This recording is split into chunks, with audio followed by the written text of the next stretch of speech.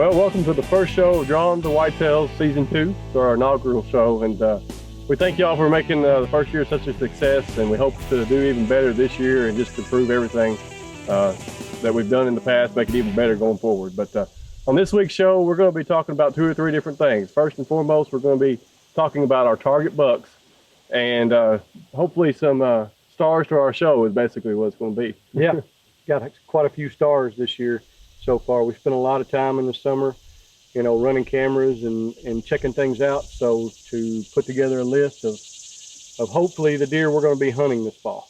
That's right. Well, we've got a few exciting things happening right now. I'm going to touch on one thing real quick.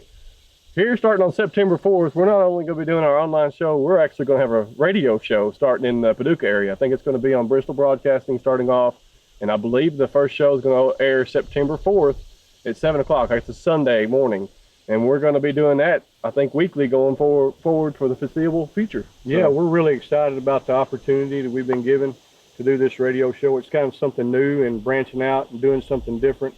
There's a lot of stuff out there that's on TV and video, but there's not a lot of stuff out there as far as radio is concerned. So we're really excited about doing this. Exactly right. So stay tuned to that. We'll give you more information on our website and Facebook and everything, all of our media outlets, to let you know more about that. We may do that live, Facebook Live, so that way we can field some of your questions. Second thing, we've had a lot of pro staff. We've added, I can't even count, but we have several new pro staff that we've added this year, so we're going to be rolling out some new faces to you. Go to our website and go to the pro staff page, member pro staff page, and you can find out who those people are. Well, let's go ahead and jump into this week's show. First thing we're going to start off with is our potential stars of the show, some of these bucks. So here's a little montage showing you some of our potential hit list bucks this year.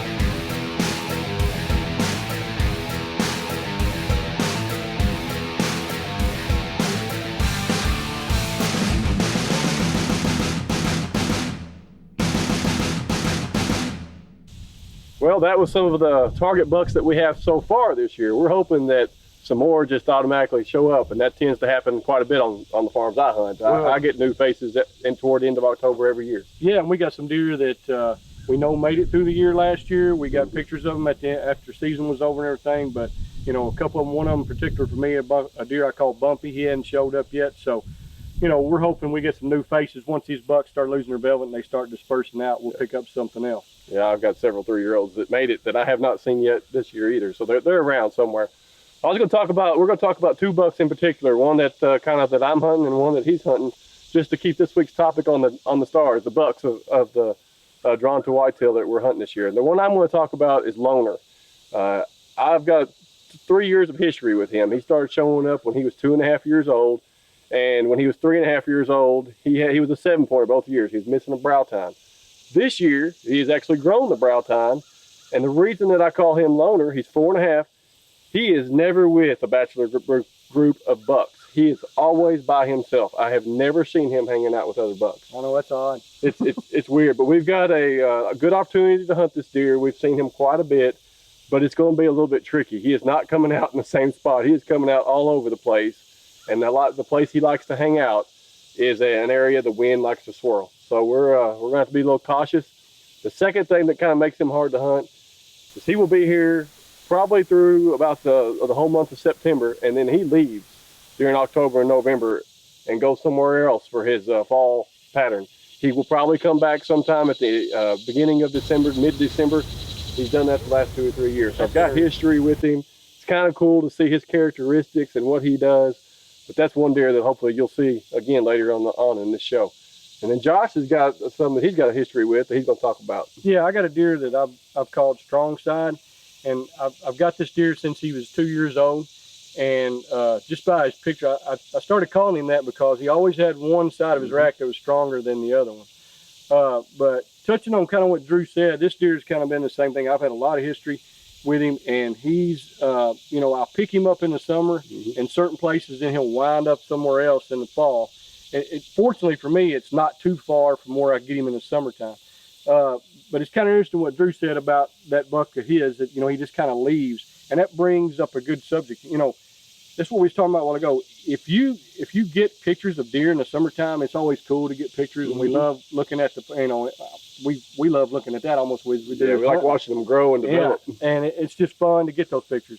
You know, and if you lose a buck after summer's over and he's gone, I mean, it's a very good possibility, and he's got a different range.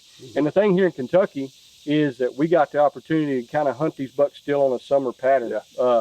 You know, our season comes in 1st of September.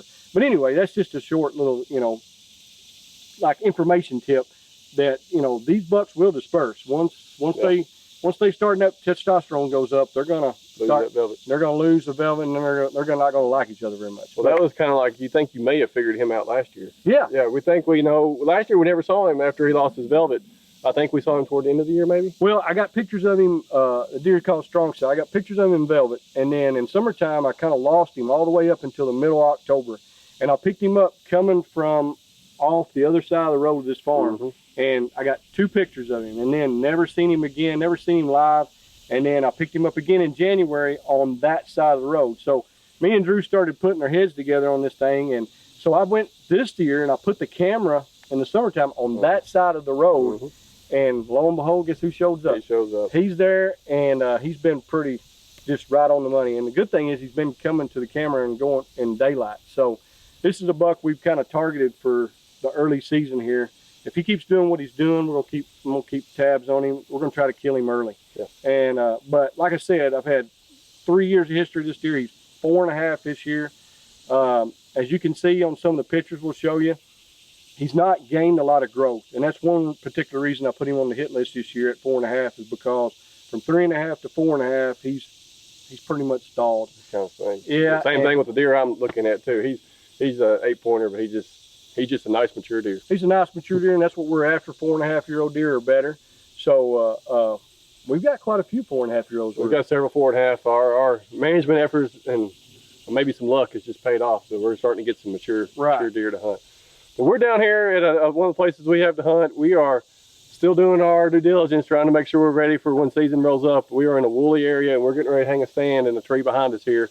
It's a good looking area. I think it's going to be dynamite come the rut, and we're going to hang that. I want to talk about one other thing with our show this year. Last year we did everything, a weekly show on Thursdays. Well, that was great, taught us a lot, but it about wore us out as well. So we are going to be doing a bi-monthly show. Every Thursday we're going to be rolling out a new show. If anything happens that is pertinent or information we want to share, we're going to put that on our journal if it's between those 2 shows, the 2 weeks between shows. So that's something we're going to do this year, and the radio show that we talked about earlier. So we've still got a lot going on, but we appreciate you watching us. Hopefully next time we see you, we're going to be doing a little hunting. Yeah, that'll be September 3rd. We got 2 weeks. Yeah, 2 weeks till we get in the stand, and so we're really excited, and you know, we're raring to go, man. I mean, we've been biting. Well, like we say, the season never ends, because as soon as the season went out, we was ready to go. Yeah, we started adjusting sets and well, scouting the new farm and just, you know, getting stuff ready for the next season. So, well, we thank you for joining us this week on Drawn to Whitetails. Please keep joining us back every other week on Thursdays, and just see what we're up to, and maybe we can bring you some exciting hunts. And as we always say at the end of each show, season never ends.